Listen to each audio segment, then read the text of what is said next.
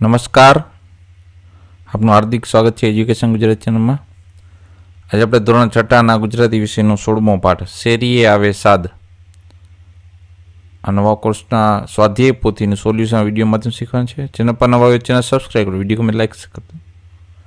પ્રશ્ન પહેલો છે, નીચેના દરેક પ્રશ્ન ઉત્તર માટે આપેલા વિકલ્પમાંથી સાચો વિકલ્પ શોધી તેનો ક્રમ અક્ષર પ્રશ્ન સામે પેલા બોક્સમાં લખો. પહેલો પ્રશ્ન, કુંજમાં બોલતી કોયલનો અવાજ ક્યાં સુધી સંભળાય છે? તો જવાબ છે એ, શેરીએ. બીજો પ્રશ્ન, કાવ્યમાં આપેલ જે શબ્દ છે મરવાનો અર્થ શું થાય છે? જે ઓપ્શન સી, કાચી કેરી.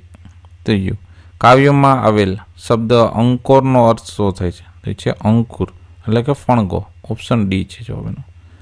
પ્રશ્ન બીજો છે, કૌંસમાં પેલા શબ્દોમાંથી સાચો શબ્દ પસંદ કરી ખાલી જગ્યા પૂરું. પેલું, હાલની આંબાવાડીએ હજી પોરની તાજી યાદ, ખાલી જગ્યા હશે પોર. બીજું, પાંદડું એ નહીં પેંખી એ એવો ઝૂલતો એનો મોર. ત્રીજું, કોઈને મોટા મરવા અને કોઈને અંકોર. ચોથું, દોડતી દાડીએ ઘૂમીએ આપણે ગજવીએ ઘેરો નાદ. પાંચમું, કોઈનો રંજાડ નહીં ને ખેલવા મળે ધન. છઠ્ઠું, હાલીએ ભેરું કાયર કે જે કોઈ હોય તે રહે બાદ. પ્રશ્ન ત્રીજો, કાવ્યના આધારે સાચું છે કે ખોટું તે લખો. ખોટું વાક્ય સુધારીને લખવાનું છે. તો કોયલનો અવાજ છેક ઘર સુધી સાંભળી રહ્યું છે, તો વિધાન ખોટું છે. સુધારેલ વાક્ય શું છે? તો કે કોયલનો અવાજ છેક શેરી સુધી સંભળાઈ રહ્યો છે. બીજું, મોરથી પાંદડા ઢંકાઈ ગયા છે, આ વિધાન ખરું છે. મોરથી એટલે કે આંબાના જે મોર આવે પેલા, બરોબર છે, કેરી આવે એ મોરની વાત થાય છે. ત્રીજું, આખા આંબા પર નાની કાચી કેરીઓ બેસી ગઈ છે, ખોટું. એનું સુધારેલ વાક્ય છે, કોઈ આંબા પર કાચી કેરીઓ તો કોઈ આંબા પર અંકુર ફૂટ્યા છે. ચોથું, મોટો અવાજ કરી ડાળીએ પર ફરવું છે, તો આ વિધાન સાચું છે. પાંચમું, રમવા માટે ઘરનું આંગણું ગમે છે, ખોટું. સુધાર વાક્ય છે, રમવા માટે વિશાળ વન ગમે છે. છઠ્ઠું, મોકળાશવાળી જગ્યાએ આખો દિવસ રમવાની મજા પડે, ખરું વિધાન છે. પ્રશ્ન ચોથો, નીચેના પ્રશ્નોના ઉત્તર એક એક વાક્યમાં લખો. પહેલો પ્રશ્ન, કોયલ ક્યાં બોલે છે? તો જવાબ છે કોયલ કુંજમાં બોલે છે, અથવા તો એમ લખાય કોયલ આંબાવાડિયામાં બોલે છે. બીજો પ્રશ્ન, કવિ શેરી છોડી ક્યાં જવા કહે છે? તો જવાબ છે કવિ શેરી છોડીને આંબાવાડિયામાં જવાનું કહે છે. ત્રીજું, આંબાવાડીએ મિત્રો શા માટે બોલવામાં આવ્યા હશે? તો જવાબ છે આંબાવાડીએ મિત્રોને ગયા વર્ષની યાદ તાજી કરાવવા અને આંબાની ડાળીઓ પર ઝૂલવા માટે બોલાવવામાં આવ્યા હશે. ચોથું, આંબાવાડિયામાં મોર કેવી રીતે ઝૂલે છે? તો જવાબ છે આંબાવાડિયામાં આંબાનું એકેય પાંદડું દેખાય નહીં એવી રીતે મોર ઝૂલે છે. પાંચમું, આંબાવાડિયામાં જઈને મિત્રો શું કરશે? તો જવાબ છે આંબાવાડિયામાં જઈને સૌ મિત્રો આંબાની ડોલતી ડાળીએ ઘૂમશે અને આનંદ મસ્તીમાં આવીને ચીચિયારીઓથી વાતાવરણ ગજવશે. પ્રશ્ન છઠ્ઠો, બાળકને ઘરનું આંગણું શા માટે નાનું લાગતું હશે? તે જવાબ છે બાળકને મુક્ત મને રમવા માટે મોકળું મેદાન જોઈએ છે, તેથી જ તેને ઘરનું આંગણું નાનું લાગતું હશે. સાતમો પ્રશ્ન, કવિને રમવા માટે મોકળું વન શા માટે ગમે છે? જવાબ છે કવિને રમવા માટે મોકળું વન ગમે છે કારણ કે ત્યાં કોઈને કનડગત હોતી નથી અને રમવા માટે આખો દિવસ મળે છે. આઠમું, આંબાવાડીએ ઘૂમવાની મજા કોને નહીં મળે અને શા માટે? જવાબ છે કાયર બાળકોને આંબાવાડીએ ઘૂમવાની મજા નહીં મળે કારણ કે આંબાની ડાળીઓ પર ચડ ઉતર કરવા એમને બીક લાગે છે. નવમું, શેરીએ આવે સાદ કાવ્યના કવિનું નામ શું છે? જવાબ છે શેરીએ આવે સાદ કાવ્યના કવિનું નામ છે રાજેન્દ્ર શાહ. પ્રશ્ન પાંચમો, નીચેના પ્રશ્નો ઉત્તર 2-3 વાક્યમાં લખો. કાવ્યમાં આંબાવાડિયાનું કેવું વર્ણન કરવામાં આવ્યું છે? તે જવાબ છે આંબાવાડિયામાં આંબા ઉપર એટલો મોર આવ્યો છે કે આંબાનું એકે પાંદડું દેખાતું નથી. કોઈ આંબાને કુંબળી કૂપળો ફૂટી છે તો કોઈ આંબાને મરવા આવ્યા છે. મોરની માદગાનથી આનંદમાં આવી આંબાવાડિયામાં કોયલ ટહુકે છે. પ્રશ્ન 6. કવિતાના આધારે નજીકનો અર્થ ધારો. તો શેરી એટલે થાય ફળિયું, બરાબર. પોર એટલે કે ગત વરસ. ઝૂલવું એટલે કે લટકાવવું. ઘૂમવું એટલે કે રખડવું. નાદ એટલે કે અવાજ. અને ભેરું એટલે મિત્ર. પ્રશ્ન 7મો છે ગદ્યમાંથી પદ્યમાં અને પદ્યમાંથી ગદ્યમાં રૂપાંતર કરો. તે ગદ્ય આપ્યું છે, પદ્યમાં થાય છે કે હાલ્યાને આંબા વાળીએ હજી પોરની તાજી યાદ.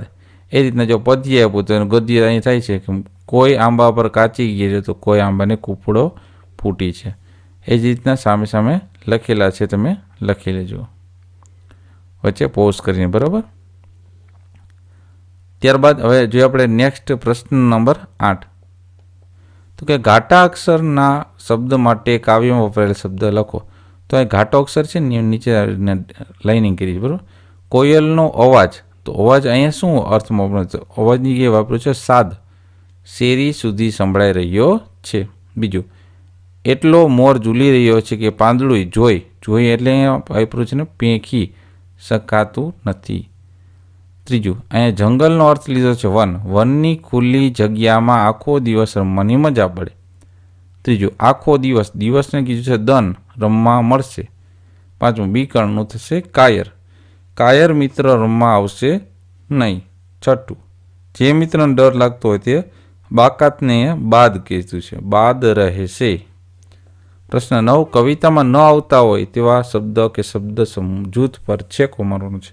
તો અહીં દોડો ઉપર ચેકો, સાંભળે ઉપર ચેકો, ફળ ઉપર ચેકો, ઝૂલતી, મોટું આંગણું, સાંકડું વન, સાંજ અને સાથી, આ બધા પર ચેકો મારવાનો છે.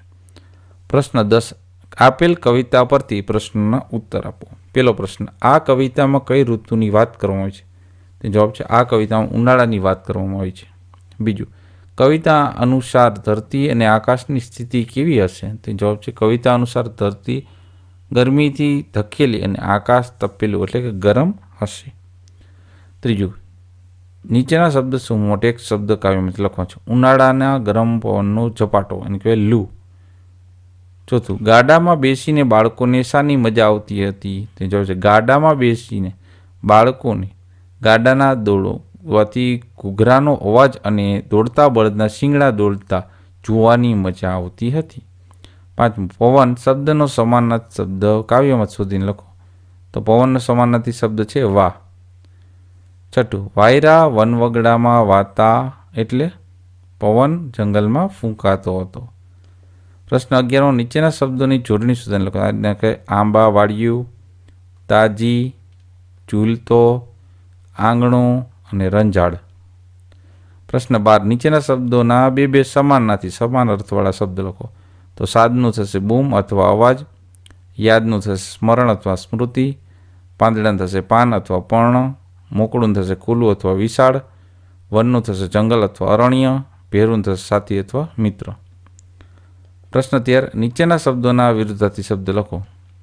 તાજુનું વાસી, ડોલતુંનું સ્થિર, ઘેરોનું ફીકો, મોકળુંનું સાંકડું, કાયરનું વીર અને ભેરુંનું શત્રુ. પ્રશ્ન 14, નીચેના શબ્દો માટે કાવ્યમાં વપરાયેલ શબ્દ લખો. અવાજ માટે વપરાનો છે સાદ અને નાદ. ફળિયુંનું શેરી, ગયું વર્ષનું પોર, જોવુંનું પેંકવું, ખુલ્લુંનું મોકળું, રમવુંનું ખેલવું, મિત્રનું ભેરું. પ્રશ્ન 15, નીચેના શબ્દ સમૂહ માટે એક શબ્દ લખો. તો વૃક્ષો અને વેલાઓથી થયેલ ઘટા એને કહેવાય કુંજ. આંબાના ફૂલ મંજરી એટલે કહેવાય મોર. આંબા પર આવતી નાની કાચી કેરી એને કહેવાય મરવો. જગ્યાની છૂટવાળું કહેવાય મોકળું. પ્રશ્ન 16, નીચેના વાક્યોમાંથી વિશેષણ અને વિશેષ્ય અલગ તારવીને લખો. તો પહેલા વાક્યમાં વિશેષણ છે તાજી અને વિશેષ્ય છે યાદ. બીજા વાક્યનું વિશેષણ છે મોકળું અને મોટું અને વિશેષ્ય છે વન. ત્રીજા વાક્યનું વિશેષણ છે ઘેરો અને વિશેષ્ય છે નાદ.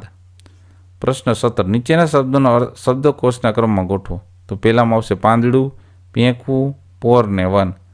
બીજામાં આવશે કાયર, ભેરું, શેરી ને સાદ.